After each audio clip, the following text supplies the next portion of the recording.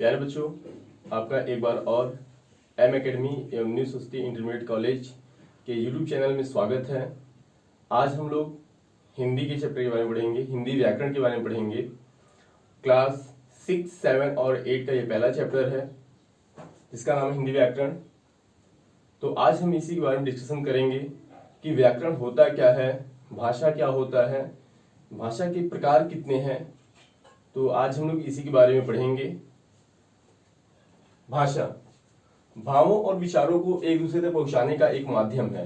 जैसा कि हम कह सकते हैं कि भाषा जो है वो हमारे अंदर के भाव और विचारों को, जो हम सोचते हैं, जो हमारे मन में है, वो किसी और से कैसे हम उसको प्रकट कर सकते हैं, कैसे दूसरों को बता सकते हैं, इसका एक माध्यम भाषा होता है।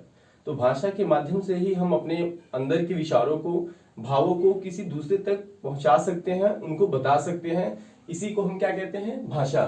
भाषा भावों और विचारों को दूसरों तक पहुंचाने का एक माध्यम है। यह एकमात्र साधन है जिसके द्वारा हम अपने अंदर की भावनाओं को, विचारों को या भावों को किसी दूसरे तक पहुंचा सकते हैं। भाषा की परिभाषा क्या होती है? भाषा की, जब हम किसी साधन का प्रयोग कर किसी दूसरे के साथ अपने विचारों और भावों का आदान प्रदान करते हैं, उसे भाषा कहते हैं। भाषा की परिभाषा यह है कि जब हम किसी एक माध्यम का यूज करके, एक माध्यम का प्रयोग करके अपने भावों को, विचारों को किसी दूसरे के प्रति पहुंचाते हैं या दूसरों से ग्रहण करते हैं, इसी को हम भाषा कहते हैं। और ये भाषा की परिभाषा है कि जब हम अपने विचारों को किसी दूसरे तक पहुंचाते हैं और उनके विचारों को हम ग्रहण करते हैं, जो ये बीच में जो साधन कार्य करता है, यही आपका भाषा होता है। जैसे हमको किसी से कुछ कहना है कि मान लीजिए इधर आओ, तो जो इधर आओ है ये एक भाषा है, क्योंकि ये एक साधन है जो उसको बता रहा है कि आपको इधर आना है। तो वही है कि परिभाषा, जब हम किसी साधन का प्रयोग कर किसी दूसरों के साथ अपने विचारों और भावों का आदान प्रदान करते हैं, तो उसे हम भाषा कहते हैं। बिना भाषा के प्रयोग के आजकल कोई भी काम निश्चित नहीं है। किसी भी काम को करना है तो वहां पे एक प्रांतीय भाषा का यूज होना जरूरी होता है।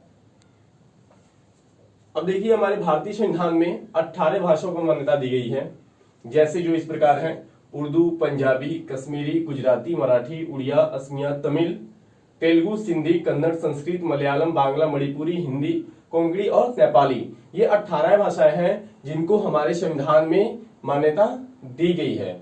और हमारी मातृ जो भाषा है वो हिंदी है, क्योंकि भारत के अधिकतर प्रांतों में हिंदी भाषा को ही प्रयोग किया जाता है, हिंदी भाषा ही बोली जाती है, जिसके लिए हमारी सरकार ने, हमारे संविधान ने हिंदी को मातृभाषा का दर्जा दिया गया है। अब देखिए, भाषा के भेद। भाषा के दो भेद होते हैं, एक होता है मौखिक भाषा और एक होता है लिखित भाषा। तो मौखिक भाषा क्या होती है उसके बारे में पहले पढ़ेंगे। जब भाषा के जिस रूप को बोलकर और सुनकर विचारों का आदान प्रदान किया जाता है, उसे मौखिक भाषा कहते हैं या वो मौखिक भाषा कहलाता है। जब भाषा के जिस रूप को बोलकर और सुनकर विचारों का आदान प्रदान किया जाता है, मौखिक भाषा कहलाता है। मतलब ऐसी भाषा जिसको सिर्फ हम बोलकर किसी को समझा सकते हैं, ऐसी भाषा का प्रयोग जिसको हम बोलकर किसी दूसरे को या सुनकर किसी दूसरे से उस भाषा को हम समझ सकते हैं या आदान प्रदान कर सकते हैं, उसी को हम मौखिक भाषा कहते हैं। जैसे कि कुछ चीज ऐसी होती है, कुछ भाषा ऐसी, जैसे हम लोग रोजमर्रा की जिंदगी में कहीं जाते हैं तो बोलते हैं एक दूसरे से बात करते हैं, उनकी अपनी बातों से क्या करते हैं, संतुष्ट करते हैं, या उनकी बातें सुनकर के हम लोग संतुष्ट होते हैं। तो ये एक माध्यम है मौखिक भाषा का, इसको हम मौखिक भाषा कहते हैं। चाहे वो किसी भी रूप में बोली जाती हो, किसी भी भाषा में बोली जाती हो। तो जब हम किन्हीं बातों को सुनकर या किसी की बातों को ग्रहण कर या अपनी बातों को उनको बता करके उनको संतुष्टि प्रदान करते हैं, तो ये जो साधन होता है वो भाषा का मौखिक साधन कहलाता है या भाषा का मौखिक रूप कहलाता है। दूसरा होता है लिखित भाषा। जब भाषा के जिस रूप को लिखकर और पढ़कर विचारों का आदान प्रदान किया जाता है, लिखित भाषा कहलाता है।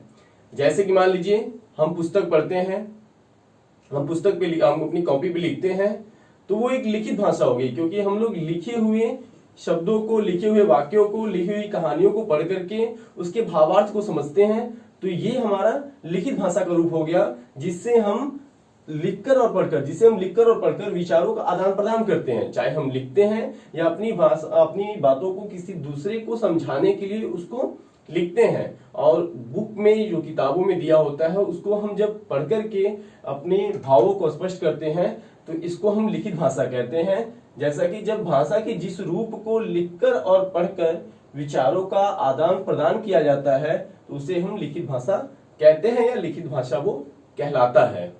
तो ये आपका हो गया भाषा के भेद। दो भेद होते हैं, मौखिक भाषा और लिखित भाषा। हम आपको बता दें कि सबसे पहले जो भाषा आई थी वो मौखिक थी, क्योंकि सबसे पहले लोगों ने अपने आप में बोलचाल की भाषा का प्रयोग किया था, इसीलिए ही जो मान्यता दी गई थी वो सबसे पहले मौखिक भाषा को दी गई थी कि मौखिक भाषा ही प्रथम वो भाषा का भेद है, भाषा का प्रकार है जिसका यूज मानव ने सर्वप्रथम किया था। तो मौखिक भाषा सबसे पहली बोली जाने वाली भाषा है। दूसरा लिखित भाषा। इस भाषा में जब हम किसी भी रूप को लिखकर और पढ़कर विचारों का आदान प्रदान करते हैं तो उसे हम लिखित भाषा कहते हैं। अब आता है जिसके बारे में हम पढ़ रहे हैं हिंदी सेकेंड क्लास 6, 7 और 8 के लिए, तो उसका पहला ही चैप्टर है व्याकरण, हिंदी व्याकरण। तो व्याकरण के बारे में पहले सबसे प्रथम हम लोग पढ़ना है। व्याकरण की परिभाषा है, व्याकरण वह शास्त्र है जिसके द्वारा हमें भाषा को शुद्ध रूप में लिखने व पढ़ने के नियमों की जानकारी मिलती है। व्याकरण वह शास्त्र है जिसके द्वारा भाषा के को शुद्ध रूप में लिखने व पढ़ने के नियमों की जानकारी हमें मिलती है। मतलब व्याकरण हमको ये समझाता है कि हिंदी के जो भी वाक्यांश हम लिखते हैं, जो भी शब्द लिखते हैं या जो भी जिस भी काल में लिखते हैं तो उनको कैसे शुद्ध रूप से उनको लिखना है, कैसे पढ़ना है, इसके बारे में ही हमको जो जानकारी मिलती है वो व्याकरण से मिलती है और इसी को हम हिंदी व्याकरण बोलते हैं, जिसको इंग्लिश में ग्रामर बोलते हैं।